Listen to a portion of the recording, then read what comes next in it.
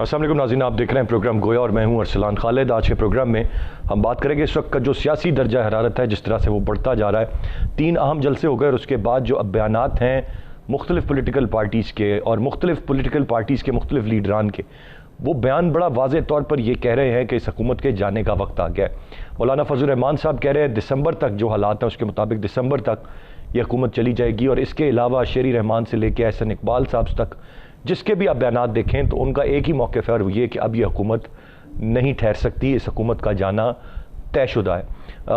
मज़ीद जलसे जलूस करने हैं। ये तहरीक जिसने अभी हाल ही में जिसका आगाज़ हुआ है, इसने आगे बढ़ना है, उसमें प्रेशर किस तरह से बिल्ड किया जाएगा, ये तमाम तर चीज़ें हैं जिन पर इस वक्त काम कर रही है मुश्तरका अपोजिशन और अपोजिशन की ये 11 जमातें। आने वाले वक्त ख़ास तौर पे 1, 2, 3 माह खासे अहम रहेंगे और वो सिमत का तयन करेंगे कि आया ये जो मोमेंटम अपोजिशन इस टाइम गेन कर रही है, ये इस वक्त शॉर्ट टर्म कोई गोल है या ये इवेंचुअली 2023 के जनरल इलेक्शन के लिए अपनी स्पेस गेन करने के लिए ये तमाम पॉलिटिकल पार्टीज़ अब से ये तमाम मूव कर रही हैं। ये आने वाले दिनों में कुछ वाज़े हो जाएगा। ऐसे में हुकूमती बयानात भी सामने आ रहे हैं। आज का दिन खासा अहम था इस हुकूमत के लिए। एक मसला जो कि बहुत बड़ा है वो महंगाई का है, अशिया ख़ुरनोश की कीमतों का है और उसी हवाले से आज काबीना का भी एक तवील इजलास हुआ, उस पर महंगाई के हवाले से ही खासी बहस हुई। और जो ख़बरें सामने आ रही हैं उनके मुताबिक इमरान खान साहब बार बार जो बात दोहरा रहे हैं और मुसलसल दोहराते आ रहे हैं वो ये कि जब तक महंगाई कंट्रोल नहीं होती वो चैन से नहीं बैठेंगे। वो महंगाई को कंट्रोल करने के बार बार दावे करते हैं, वो एक्शन लेने, महंगाई का नोटिस लेने की बात करते हैं, लेकिन हर गुजरते दिन के साथ महंगाई बढ़ती जा रही है।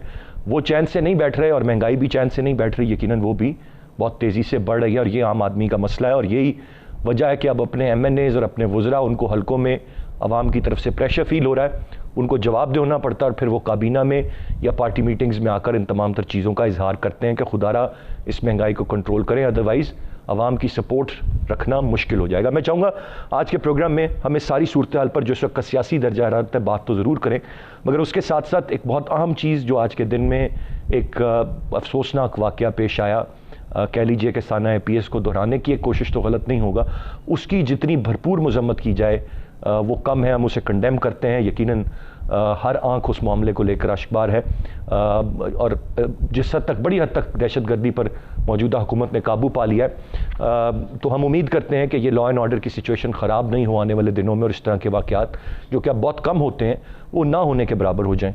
और ना सिर्फ ये एक चीज़ है बल्कि चूँकि 27 अक्टूबर है तो इंतहाई अहमियत की बात कि हम कश्मीर का जिक्र ज़रूर करें। और जो कुछ अक्टूबर के ही महीने में 5 अक्टूबर को हुआ, या कह लीजिए अब आज 27 अक्टूबर है, तो जितने तवील अरसा गुजर गया मकबूजा कश्मीर में भारत को काबिज़ हुए और एक तवील तारीख़ के जो जुल्म सितम जिस तरह से जारी रखे गए हमारे कश्मीरी बहन भाइयों पर, और उसमें एक सवाल ये है कि हम यौम स्याह के तौर पे तो ज़रूर मना लेते हैं, लेकिन एक गिला शिकवा सवाल ज़रूर होता है इस मौजूदा हुकूमत से, वज़ीर आज़म इमरान खान साहब से, वज़ीर ख़ारजा से, कि उन्होंने क्या किया कश्मीर का स्टेटस चेंज होने पर। That is an important question which remains there. मैं चाहूँगा प्रोग्राम के आगाज़ में हम कश्मीर का तज़किरा करें और उसके बाद हम सियासी सूरत हाल पर बात करें। गेस्ट पार्टिसिपेंट्स का तारुफ कराता चलूँ। स्टूडियो में हमें ज्वाइन किया है ताहिर मलिक साहब ने, सीनियर तज्जियाकार हैं। सर बहुत शुक्रिया आपके वक्त का। ब्रिगेडियर रिटायर्ड साद मोहम्मद साहब हमें प्रोग्राम में ज्वाइन कर रहे हैं, आप भी सीनियर तज्जियाकार हैं। और मुबशर बुखारी साहब हमारे साथ लाहौर से मौजूद है, सीनियर सहाफ़ी और तज्जियाकार हैं। ब्रिगेड साहब, गुफ्तगू का आगाज़ आपसे। एक और तारीख़ है, एक तवील तारीख़ भी है इसकी, 70 साल की बात भी कर लीजिए। आज हमने अलामती तौर पर शारा दस्तूर पर ब्लैकआउट करने की बात की। अलामती चीज़ों से आगे भी हम कभी कुछ कर पाए हैं या कर पाएंगे? देखिए, कश्मीर का जो ये मामला है और जिस तरह हिंदुस्तान वहाँ पर एक बाज़ार कत्ल का और जुल्म का उसने वहाँ पर शुरू किया हुआ है मकबूजा कश्मीर में, मेरे ख्याल में इसकी मिसाल आपको तारीख़ में बहुत कम मिलेगी। और किस तरह वहाँ पर ख़वातीन की बेहुरमती की जाती है, बच्चों को मारा जाता है, लोगों को अंधा किया जाता है। तो दुख तो इसके ऊपर पाकिस्तानी कौम को और मेरे ख्याल में सारी दुनिया के जो भी महज़ब अक़वाम हैं उनके लोगों को दुख तो बहुत है। लेकिन अभी इसको अभी क्या किया जाए? मेरे ख्याल में, मैं इस हुकूमत के साथ इनके ऊपर बहुत तनकीद होती है जी, लेकिन जो इस वक्त हमारे हालात हैं हम और कर भी क्या सकते हैं। हम ना मुआशी तौर पे जो है इतने मुस्तहकम हैं कि दुनिया हमारी आवाज़ सुने, वहाँ पर हमने जो है क्या कहते हैं इधर उधर से कर्जे मांगने पड़ते हैं मुल्क को चलाने के लिए, उसकी क्या इज्जत होगी? और वो बाकी क्या प्रेशर डालेगा दूसरे अक़वाम के ऊपर कि वो पाकिस्तान की जो प्रिंसिपल पोजीशन है उसके ऊपर कश्मीर के मसले के ऊपर उस पर कोई पाकिस्तान की मदद करे। देखें जी, ऐसे कोई आज़ादी नहीं देता कि आप ब्लैकआउट्स करें या आप कोई तराने शुरू कर दें। इसके लिए एक ही तरीका है, आपको लड़ाई लड़नी पड़ती है। अभी आया पाकिस्तान में इस वक्त वो ताकत है माशी तौर पे वो है कि वो इस किस्म की जो लड़ाई है उसकी हिमायत कर सके। ब्रिगेड साहब, एक सवाल है, क्या माशी तौर पर हमारी वो सलाहियत थी जब हम 70, 80, 90 की दिहाई, 90 के आखिर तक भी कुछ ना कुछ जरूर कर रहे थे कश्मीर कॉज के लिए, वन वे और अनदर, तब हम माशी तौर पर इतने मजबूत थे और आलमी सतह पर क्या इतनी हिमायत थी कि हम वो सब कर रहे थे और आज उससे भी कमजोर है? देखें, वो आपको एक विंडो ऑफ अपॉर्चुनिटी मिली थी। वो ये इस किस्म की जो विंडो होती है वो बड़े कम अरसे के लिए आपके पास होती है, उसमें आपने नताइज निकालने होते हैं। बदकिस्मती से हम उसमें जो पाकिस्तान में सियासी अदम इस्तेहकाम उस वक्त में आया, उसकी वजह से जो है उसके ऊपर तवज्जो मरकूज़ नहीं की जा सकी और ये पॉलिसी जो है ये ज़्यादा देर सस्टेनेबल नहीं होती है। और उसमें आपने देखा कि वो फिर 9/11 वाला वाक़या हो गया। 9/11 के बाद फिर अभी हालात ऐसे हो गए हैं कि आपके ऊपर FATF के और इन तमाम चीज़ों के, ये उस वक्त नहीं थे 90 की दिहाई में, FATF वगैरह और इस किस्म की चीज़ें पाकिस्तान के ऊपर नहीं लागू हो सकती थी। अभी ये 9/11 के बाद हालात बिल्कुल यकसर जो है वो मुख्तलिफ हो गए हैं। तो अभी आप पाकिस्तान जो है ना वो 90 वाली जो कार्रवाई पाकिस्तान कर सकता था वो अभी मेरे ख्याल में नहीं कर सकता है और हमें इसमें इंतज़ार करना पड़ेगा। हमें पाकिस्तान के अंदर एक सियासी इस्तेहकाम लाना पड़ेगा, पाकिस्तान की मईशत को जो है वो इस सतह पे लाना होगा कि हम अपने पाँव पे खुद खड़े हो सकें। बिल्कुल सही ब्रिगेड साहब, पॉइंट टेकन। मैं आगे बढ़ना चाहूँगा, मुबशिर बुखारी साहब की जानिब बढ़ूंगा। बुखारी साहब, your take on the matter. Sir, आप कैसे देखते हैं जो बातें ब्रिगेड साहब ने कही वो बिल्कुल 100% दुरुस्त है, उनसे कोई बात मतलब बिल्कुल बंदा हट के डिसएग्री नहीं कर सकता। As a matter of fact, strong economy, आलमी सतह पर स्ट्रॉन्ग होना, स्ट्रॉन्ग टाइज होना, ये तमाम तर चीज़ें ज़रूरी हैं। But again it's a failure अगर हम वो नहीं है आज तक कर पाए। किससे जिम्मेदार किसको ठहराएं? इस हुकूमत ने क्या कर सकती थी, ये हुकूमत क्या नहीं कर पाई, या बस छोड़ दें कि नहीं हालात नहीं है तो गिला नहीं करते इस मौजूदा हुकूमत? अरसलान भाई, थोड़ा सा पास्ट का रेफरेंस दूंगा। मेरा ख्याल है पाकिस्तान के पास कुछ मौके ऐसे आए थे जिस पे कश्मीर इशू के ऊपर वो बड़ा वाइब्रेंट होके कुछ ना कुछ सोल्यूशन ज़रूर निकाल सकता था। एक तो वो वक्त जब हम अफ़गान जिहाद में कूदे, उसको अपनी जंग समझ के, ये मैं बात कर रहा हूँ 80s की, जो 79 में जिहाद शुरू हुआ उसमें हम कूदे। और जब इंटरनेशनल पावर्स जो हैं जिसमें पूरा यूरोप और अमेरिका हमारी तरफ देख रहे थे और हम उनकी ज़रूरत थे, हमने उस वक्त सिचुएशन को अपने हक में एक्सप्लॉइट नहीं किया। ठीक है, उस जंग के नतीजे में कुछ नेटवर्क्स बने और जो हमारे लिए बड़े सूदमंद साबित हुए समहाउ, लेकिन वो भी हमने कैश नहीं करवा पाए उस अपॉर्चुनिटी को। उसके बाद जब वॉर ऑन टेरर में अगरचे अमेरिका हमें थ्रेट कर रहा था उस पर कि स्टोन एज में भेज देंगे, मजबूरी में किया, लेकिन एक वक्त ऐसा आया कि हमारा अपर हैंड हो गया और हम फिर दोबारा एक बहुत बड़ी ज़रूरत बन गए। और उस वक्त भी हम इस चीज़ को कर सकते थे, कैश करवा सकते थे, लेकिन हम नहीं करवा पाए। अगेन हमारी फेलियर थी। इस दफ़े बिल्कुल ब्रिगेडियर साहब ने ठीक कहा, बेदस्त तो पा किस्म की हुकूमत है जिससे लोकल मसाइल हल नहीं हो रहे और फॉरेन पॉलिसी का तो सर पैर ही नज़र नहीं आ रहा। लेकिन कम अज़ कम ये किया जा सकता था कि अगेन वाइब्रेंट किस्म की फॉरेन पॉलिसी होती और कम अज़ कम वो दोस्त जो हमेशा जिनको आप अपने भाई कहते रहे हैं मुसलमान ममालिक, उनको तो कम अज़ कम आप परसुएड करने के लिए कोई बड़ी एग्रेसिव किस्म की फॉरेन पॉलिसी इख्तियार करते। अनफॉर्चुनेटली वो भी नहीं की गई। अब एक ये लतीफ़ा ही होगा कि इमरान खान साहब prime minister of Pakistan Nawaz Sharif की वापसी के लिए तो यूके जाने को तैयार हैं, लेकिन कश्मीर इशू के ऊपर prime minister of British prime minister से नहीं मिलेंगे। और फिर एक और मौका इन्होंने मिस कर दिया जब ये ट्रंप साहब के पास गए और ट्रंप ने जब इनकी हेल्प मांगी कि अफगान पीस प्रोसेस में, वो एक बेहतरीन मौका था कि आप अमेरिकन प्रेशर माउंट करवा सकते थे इंडिया के ऊपर, और क्योंकि अगर हम उसे कंडीशनल कर देते उस सारे प्रोसेस को कश्मीर के साथ, तो कम से कम कुछ ना कुछ कहीं ना कहीं किसी ना किसी डायरेक्शन में ज़रूर हम जाते और पॉजिटिवली जाते। लेकिन अफसोस कि हमारी कोताह नज़री है, शॉर्ट साइटेडनेस है कि हम ऐसी अपॉर्चुनिटीज़ माजी में भी लूज़ करते रहे हैं और मौजूदा सूरत हाल में भी लूज़ कर रहे हैं। इसलिए मुझे तो मसले का हल कोई नज़र नहीं आता, और ताज़ा तरीन जो हल निकालने की कोशिश की है खान साहब ने वो है कि बयान दाग दिया कि हम अमन के ख़्वाह हैं। भाई अमन के ख़्वाह तो सारे ही हैं, मैं तो सबसे बड़ा अपने आप को समझता हूँ अमन का। डिपेंड्स कि एट व्हाट कॉस्ट आप हम चाहते हैं, ये ज़रूरी है। मुबशिर भाई पॉइंट आ गया आपका। एक ब्रेक की जाने मुझे बढ़ना है, ब्रेक से वापस आकर ताहिर मलिक साहब की हम राय लेंगे। क्या हो सकता था, क्या नहीं हुआ, और क्या अब भी किया जा सकता है। सिर्फ अपनी नाकामियों पर बात नहीं करनी चाहिए, बल्कि जो विंडो या जो अपॉर्चुनिटी आज भी शायद कहीं ना कहीं है, उसका भी हम तज़किरा ज़रूर करेंगे ब्रेक के बाद। फिर आगे बढ़कर हम जो सियासी सूरत हाल है इस वक्त मुल्क की, उस पर बात करेंगे। साथ रहिएगा।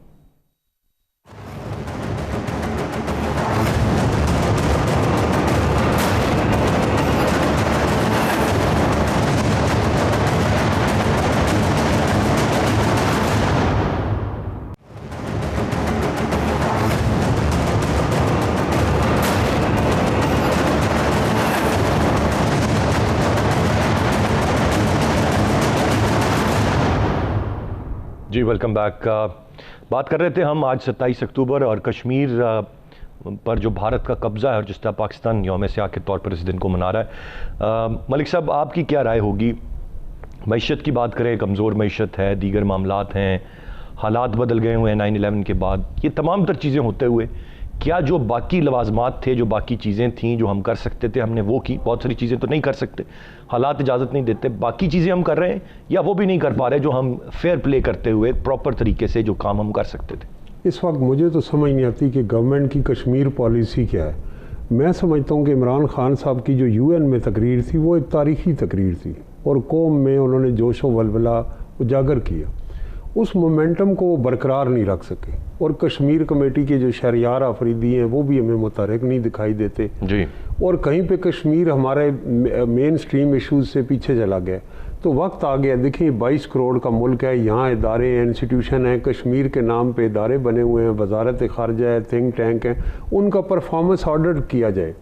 वो जो फंड्स हैं उनके, और वो जो उनकी तनख्वाहें हैं, और वो जो उनका ऑब्जेक्टिव है और मिशन स्टेटमेंट कि आर्टिकल 370 को ख़त्म करने के बाद आर्टिकल 35 उन्होंने क्या कोई डॉक्यूमेंट्री बनाई, क्या कोई नावल लिखा, क्या लेकिन परफॉर्मेंस ऑडिट करेंगे जब मलिक साहब, तो वो तो करेंगे फिर माजी की हुकूमतों का। ये 2-2.5 साल का तो विंडो वो गिनेंगे ही नहीं, ये तो आदत ही नहीं है, रिवायत ही नहीं है। कंफर्ट जोन में हमारे जो मसलन फॉरेन ऑफिस है, इंफॉर्मेशन प्रेस कश्मीर डेस्क है, प्रेस सेक्रेटरी, उनसे पूछा जाए कि जिस मुल्क में आपकी तैनाती, आपने कश्मीर पे उन मकामी अखबारात में कितनी स्टोरीज कराई, कितनी डॉक्यूमेंट्रीज बनाई, और वहाँ जो हमारी कम्युनिटी है कश्मीरी, उसके साथ जो एम्बेसी का फॉरेन ऑफिस का गैप है उसको भी रिमूव जो वो बरकरार है। तो मैं समझता हूँ कि हमारी एलीट की कश्मीर की एक लिप सर्विस है। 27 अक्टूबर 5 फरवरी को एक रस्मी वो एक बयान जो रटा रटाया तोते की तरह पढ़ जाते, उनको कश्मीर से कोई लगाव नहीं। यहाँ तक बात अवाम की है, और जो मेन फरीक है वो कश्मीर के लोग हैं, वो मकबूजा नहीं, वो आज़ाद लोग हैं। 1930-32 में मूवमेंट शुरू होती है और 5वीं जनरेशन है जो लड़ रही है।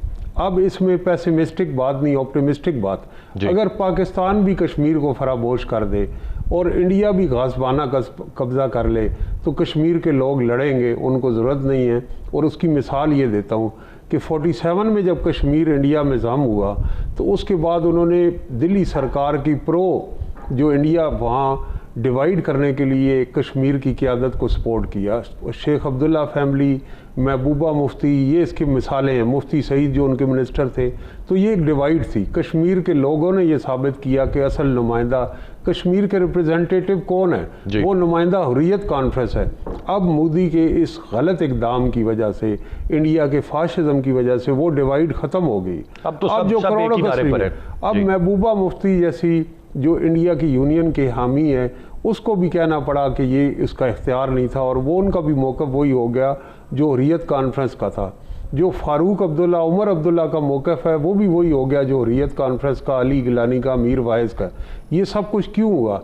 ये हालात के जबर पे हुआ। ये चेंज ऑफ हार्ट नहीं है, बल्कि पता है कि अगर आप कश्मीर में आपने पॉलिटिक्स करनी है तो आवाम की नब्ज़ में आप दिल्ली सरकार की हिमायत में इस गाज़बाना कब्ज़े की हिमायत नहीं कर सकते। तो ये है, रियल स्टेक होल्डर कश्मीरीज़ हैं और वो लड़ेंगे। पाकिस्तान उनके साथ है या नहीं है, मजबूरी है। और मुझे एक बात बताएं, एक बात जानकर मैं आगे बढ़ूंगा मलिक साहब। इस वक्त जो जीबी के हवाले से हाल ही में एक बात चली थी और जो स्टेटस का मसला है कश्मीर, आज़ाद कश्मीर के अवाम या जीबी के अवाम, और उस पर पाकिस्तान का बड़ा एक वाज़ेह मौक़िफ़ रहा है कि चूँकि यूएन में ये मसला है, हम ये स्टेटस चेंज नहीं कर सकते, कुछ मुश्किलात हमारे भाइयों को यहाँ पेश आती। Do you think it's about time कि अब पाकिस्तान भी सोचे और उनको भी सूबे की हैसियत दी जाए, उनकी भी नुमाइंदगी रखी जाए और तमाम तर मामलात स्मूथली ऑपरेट कर सकें, या पाकिस्तान को भी इंतज़ार करना चाहिए? देखिए, इस पे डिबेट है और दोनों तरफ से बड़े स्ट्रॉन्ग आर्गूमेंट हैं, वैलिड आर्गूमेंट हैं। और ये जो जीबी का इलाका है, ये उसी वक्त जब डोगरा राज के खिलाफ मुज़ाहमत हो रही थी तो यहाँ के लोगों ने, लीडरशिप ने पाकिस्तान के साथ वो शामिल हुए एक स्ट्रगल के साथ, एक जदोजहद के बाद। उनका ये खुद इख्तियारी फैसला था। तो दोनों तरफ स्ट्रॉन्ग आर्गूमेंट है। मेरा ये कहना है, जैसा जनरल मुशर्रफ थे, वो किसी इशू पे मल्टीपल लेवल्स पे डिबेट करा देते थे, उलमा, मशाइख, प्रोफेसर, दानिश्वर, ज़िंदगी के मुख्तलिफ शोबे। तो इन अहम इशूज़ पे सोसाइटी में हमें डिबेट ही नहीं नज़र आ रही। आर्मी चीफ ने इनिशिएटिव लिया, पार्लिमानी लीडरों से बात की, लेकिन इमरान खान साहब की जो अना है वो चोर डाकू के नैरेटिव से बाहर नहीं आ रही। कश्मीर हो, जीबी हो, इकॉनमी हो, नेशनल सिक्योरिटी हो, उसमें उनकी अना, गुस्सा, और ये कभी भी कोई खूबी नहीं होती। तो ये पाकिस्तान के कौमी मफाद में उन्हें डायलॉग करना चाहिए, डायलॉग करना चाहिए, अवाम की राय लेनी चाहिए, खुद कश्मीर और जीबी के लोगों की राय लेनी चाहिए, तमाम पॉलिटिकल पार्टी स्टेक होल्डर्स की बात होनी चाहिए और फिर मुतफ़िका तौर पर पाकिस्तान को कोई फैसला करना चाहिए। Parliament is the right forum for that कि हतमी तौर पर वहाँ से बात जो भी हो वो आगे चले। बट इट इज़ अनफॉर्चुनेट कि उस तरह से मामला नहीं है। हम जितना यकजहती का इजहार अपने कश्मीरी भाइयों बहनों के साथ कर सकते हैं वो मौजूद है। उम्मीद करते हैं कि ये गासबाना कब्ज़ा जो है इसका जल्द इख्तिताम हो। आगे बढ़ते हुए ब्रिगेडियर साहब, अब जानना आपसे चाहूँगा, बात करते हैं सियासी सूरत हाल की, जहाँ पर इस हुकूमत के को लेकर बहुत सारी चीज़ों पर हेड ऑन गई अपोजिशन। पहले जलसे से गुजरांवाला के, तो वो पहली बात महंगाई की, आटे दाल चीनी के भाव की बात करते हैं। उनको पता है कि ये पब्लिक की पल्स है जिसको पकड़ना है और यहाँ हर बंदा सफ़र कर रहा है। यही बात नवाज शरीफ से लेकर हर लीडर ने की। दूसरी बात उन्होंने कश्मीर की और कश्मीर की बात मौलाना फजल रहमान साहब भी करते नज़र आए, बाकी भी करते नज़र आए कि इन्होंने कश्मीर का सौदा कर दिया। ये एक वीकर एंड पे तो हैं इस वक्त बहुत सारी चीज़ों पर, और वो कोई भी चीज़ ओवरकम नहीं हो रही, महंगाई ओवरकम नहीं हो रही। किस तरह से देखते हैं आप इस वक्त जो अपोजिशन के दावे हैं दिसंबर तक, जनवरी तक, नवंबर तक घर भेजने के, इनमें कितना दमखम आपको नज़र आ रहा है? देखिए, अपोजिशन ने अगर इस हुकूमत की गवर्नेंस वगैरह ठीक होती, ये जिन्होंने वादे किए थे, ख़ासकर कंटेनर के ऊपर बैठ के उन्हें जो वादे किए थे, उसके ऊपर कुछ ना कुछ पेशरफ्त होती, रिफॉर्म्स लेके आते, जुडिशल रिफॉर्म्स लेके आते, पुलिस रिफॉर्म्स लेके आते, रेवेन्यू की रिफॉर्म्स लेके आते, थाना कल्चर ख़त्म करते, लोगों की मुश्किलात में आसानियाँ पैदा करते, तो ये अपोजिशन की कोई तहरीक जो है ना वो कोई टेक ऑफ नहीं कर सकती थी और ना ये जलसे कर सकते थे, ना लोग इनके साथ मिलते। लेकिन ये इन्होंने उनको खुद जो है वो उसको वो जितना भी मवाद था एक हुकूमत के खिलाफ तहरीक चलाने के लिए जो चाहिए था वो इन्होंने इस हुकूमत खुद उनके हाथ में दिया है। ये जो अभी महंगाई है जिस तरीके से, जिस तरह ये गवर्नेंस के हालात चल रहे हैं, अपोजिशन उसको एक्सप्लॉइट कर रही है और लोग जो हैं वो बिल्कुल जो अपोजिशन का वो जो भी चल रहा है उनको पता है कि इसमें उनके ज़ाती मफादात बहुत बीच में शामिल हैं। लेकिन चूंकि वो बात अगर आप तकारीर में देखें तो इसको वो जो है इससे इस्तेफादा करते हैं, ये जो महंगाई और मिस गवर्नेंस वगैरह हो रही है। दूसरी बात यह है कि इस हुकूमत ने जो इसका मसला है वो ये है कि जहानत और लीडरशिप, इसकी जो तरजीहात होती हैं ना वो इसकी अलामत होती है कि ये कितने ज़हीन हैं, ये कितने जो है क्या कहते हैं इसकी तरजीहात जो है वो सही हैं जी। तो उससे वो पता चलता है। अगर आप इधर देखें तो आवाम की तरजीह जो है वो है महंगाई है और गवर्नेंस है, रिफॉर्म्स हैं, उनकी मुश्किलात हैं। लेकिन हुकूमत क्या कर रही है, वो अगर आप वज़ीर देखें या उनकी जो मुशीर हैं, स्पेशल असिस्टेंट्स हैं, उनका सारा जो वो है बातचीत है वो करप्शन है। एनआरओ नहीं दूंगा, छोड़ूंगा नहीं, इंग्लैंड जाऊंगा उसको मैं पकड़ के लेके आऊँगा जी। ये अवाम में इसकी तरजीह नहीं है, हालांकि वो चाहते हैं। मेरे ख्याल में इसमें कोई शक नहीं है कि अवाम चाहती है कि जो जिन लोगों ने पैसा लूटा है या जिन लोगों ने पाकिस्तान के साथ ज्यादती की है उनको आपने दुरुस्त फरमाया ब्रिगेड साहब, ये तरजीह नहीं है, लेकिन आया अवाम में जो बयानियां ऑपोजिशन एंटी स्टैब्लिशमेंट एक बेचने की कोशिश कर रही है और बहुत तलखी जिसमें आ रही है, उस पर पब्लिक का इंटरेस्ट है? मेरे ख्याल में जो है पार्शियल इंटरेस्ट तो मैंने बता दिया ना कि वो बात करते हैं उसमें, मतलब है कि उसमें ये उनको दिलचस्पी नहीं है कि इलेक्शन में क्या हुआ था, क्या दादी हुई थी, क्या नहीं हुआ था। उसको शाम की पड़ी हुई है कि रोटी किधर से आएगी। उसको अगर पुलिस वाला पकड़ के लेके जाता है तो किस तरह वो उससे जान छुड़ाएगा, किस तरह वो पुलिस के जुल्म से बचेगा, किस तरह वो पटवारी के जो वो है जो मुश्किलात पैदा करता है उसके लिए उसमें से कैसे निकलेगा। वो चाहिए, उसको नौकरियां चाहिए, उसको सेहत चाहिए, उसको बच्चों के लिए एजुकेशन चाहिए। इसके ऊपर मतलब है कोई पेशरफ नहीं है। तो वो जो है इसमें ऑपोजिशन इसको एक्सप्लॉइट कर रही है, वो इसका इस्तेफादा कर रही है।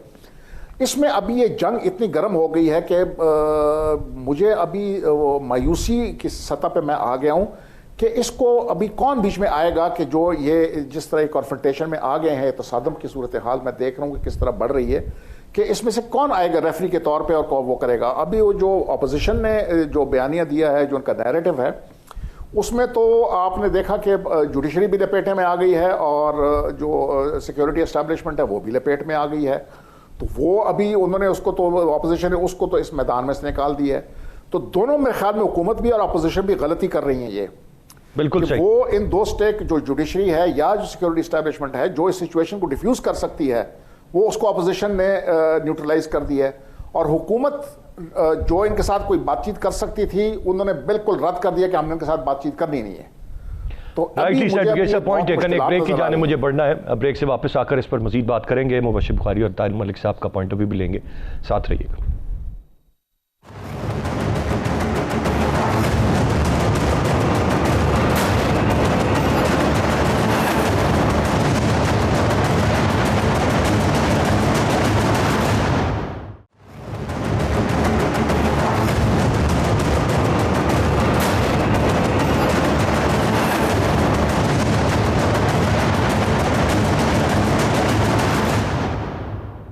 जी वेलकम बैक। बात कर रहे हैं हम इस वक्त जो सियासी सूरत हाल है और जिस तरह से सियासी दर्जा हरारत बढ़ता जा रहा है। मुबशिर बुखारी साहब, आपसे जानना चाहूँगा, जो डेडलाइंस डेट्स दी जा रही हैं, जिस तरह से कह दिया कि दिसंबर तक जो हालात हैं हुकूमत चली जाएगी, फिर एक शदीद किस्म की तशवीश पाई जाती है काबीना अरकान में भी, MNAs में भी, हुकूमती जमात के, वो महंगाई को लेकर है।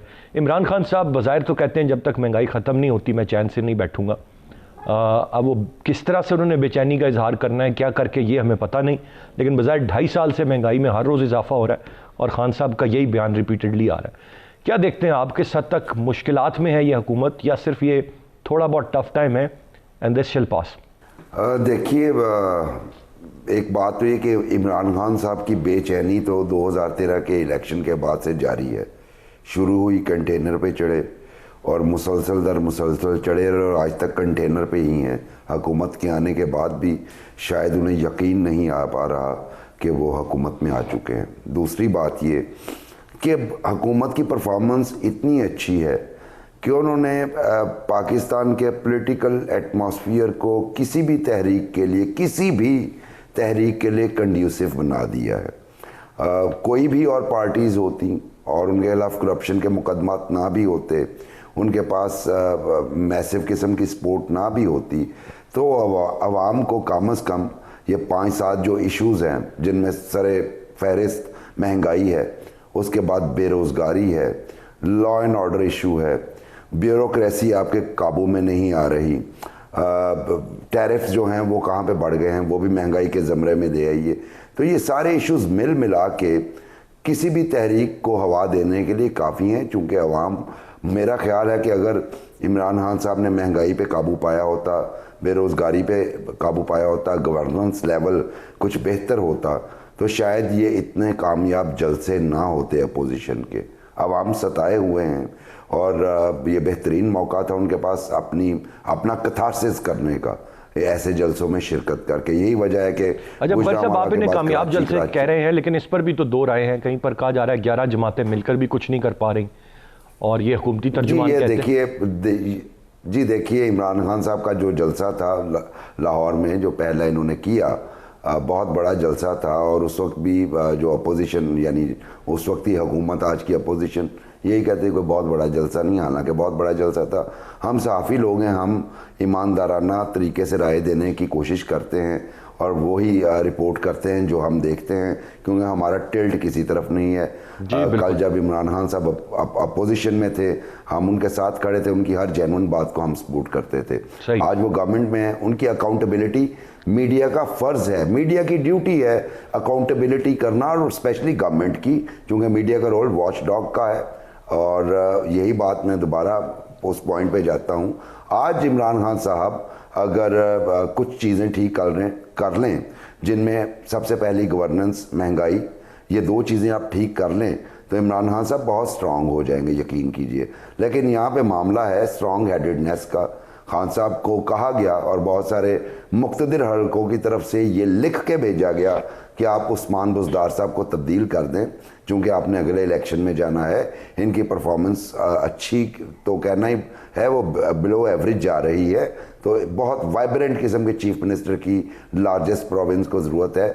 जिसके बाद रिपोर्टेडली खान साहब ने ये जवाब दिया कि अगर नैब उस्मान बुज़दार को, वो जो उनके खिलाफ परमिट केस बना था, उसमें नाअहल भी करार देती है, तब भी मेरे चीफ मिनिस्टर उस्मान बुज़दार ही रहेंगे। ये क्या जिद क्या है बुखारी साहब? आप तो लाहौर में बैठे हैं, पब्लिक की भी एक राय होगी, जो परफॉर्मेंस है वहाँ पर उसका भी एक म्यार, तो बहरहाल लाहौर शहर तक तो शहबाज शरीफ ने बड़ा सेट किया हुआ था। ये क्या जिद क्या है कि नहीं हटाना, और क्या वजह क्या है, क्या बताते हैं वहाँ पर लोग? जी देखिए, अभी तक कोई सॉलिड रीज़न समझ नहीं आई, और क्योंकि देखिए 2-3 चीज़ें होती हैं जिनको देख के आप डिसाइड करते हैं, क्योंकि बहुत अच्छे एडमिनिस्ट्रेटर हैं, वो भी नहीं है। व्हीलर डीलर बहुत अच्छे हैं, यानी पॉलिटिकल नेगोशिएशन के मास्टर हैं, वो भी नहीं है। एक्स्ट्रा ऑर्डिनरी कोई और सलाहियत पाई जाती है, आई एम सॉरी, मतलब शरीफ आदमी ज़रूर हैं, वो भी नहीं है। तो अभी तक समझ नहीं आ रही तो लगता यही है कि वो जो रूहानी गाइडेंस इन्हें मिलती है कहीं से, उसी के ज़ेरे असर जो है वो बुज़दार साहब को तब्दील नहीं कर रहे। बिल्कुल सही सर, तो बहुत सारे, बिल्कुल सही पॉइंट है। मलिक साहब, आपकी राय लेना चाहूँगा, क्या थ्रेट है, क्या ख़तरा है, क्या ख़तरा नहीं है? महंगाई क्यों नहीं काबू हो पा रही? एक्शंस लेने की बात की जाती है, फ़लाँ के ख़िलाफ़ एक्शन, ज़ख़ीरा अंदोज़ों के ख़िलाफ़ एक्शन, ये एक्शन वो एक्शन, कुछ कंट्रोल में नहीं आ रहा सर, वजह क्या है?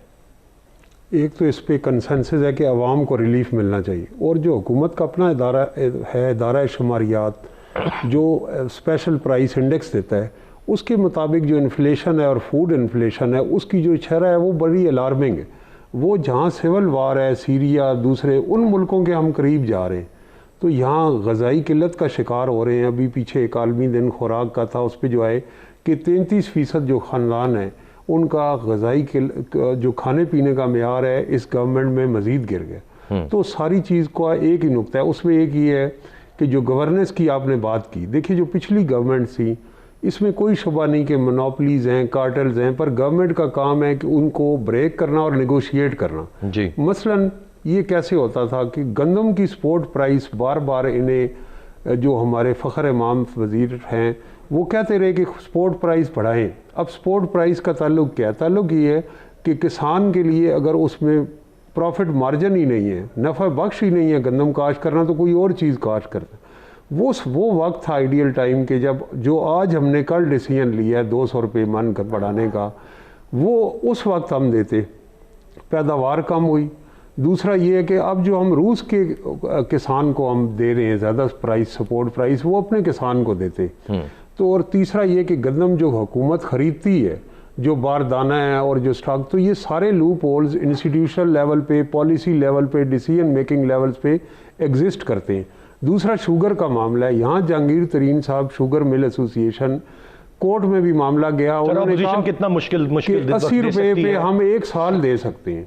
इन्होंने कहा कि हम आपसे नहीं बाहर मंगाएंगे। नतीजा ये कि आज 115-20 रुपये में जो पोल्ट्री ऑपोजिशन पर सर राय दे दें, वक्त कम है। ऑपोजिशन कितना मुश्किलात पैदा कर सकती है और क्या ऑपोजिशन की वजह से ये हुकूमत घर जा सकती? सर अपोजिशन तो मुश्किलात पैदा कर रही है और उनका एक बयानिया है, गवर्नमेंट का एक बयानिया है, एक डेडलॉग में। डायलॉग इस वक्त सियासत से रियासत कमज़ोर नहीं होनी चाहिए और डायलॉग की ज़रूरत है। कोई इस लग रहा है कि जिस तरह घर में कोई बड़ा आदमी ना हो और बच्चे लड़ पड़े, पाकिस्तान को एक बड़े आदमी की ज़रूरत है कि जो शट अप कॉल दे कि भाई इस वक्त जो स्टेट को चैलेंजेस हैं, economic, foreign policy, national security, इनकी तरफ लौट के आना है, फोकस है। और आवाम को हुकूमती तर्जमानों की अजियतनाक गुफ्तगू से निजात मिलनी चाहिए। ये बड़ी आइडियल सिचुएशन है। अगर इस तरह हो जाए तो बहुत सारे मसाइल यकीनन हल हो जाएंगे। बहुत शुक्रिया अदा करना चाहूँगा तीनों मौजूद मेहमानों का। आज के प्रोग्राम से इतने। अरसलान खालिद को इजाज़त दीजिए। अल्लाह ने के बाद।